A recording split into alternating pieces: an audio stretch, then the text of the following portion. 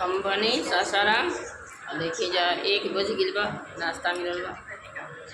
और आलू गोभी की सब्जी के लिए गैस की फ्लेम मैंने थोड़ा सा दिखा रही है चलिए ना आराम से समोसा और चटनी अब मटर पनीर के लिए और यहाँ के बा देखिए जा माई और बेटी है जा मैं क्या करती हूँ जब मेरे यहाँ ना गेस्ट आने वाले ये हमारी बेटी रिया साथ ही साथ में सारे की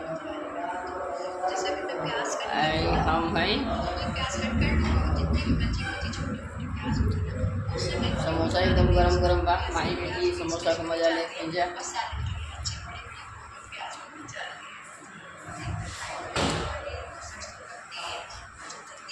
पानी होता मौसम गड़बड़ा गई बा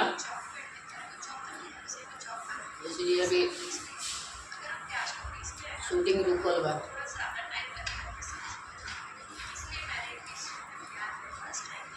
एक बार रखा था नहीं ज़्यादा लंबा हो जाए वीडियो।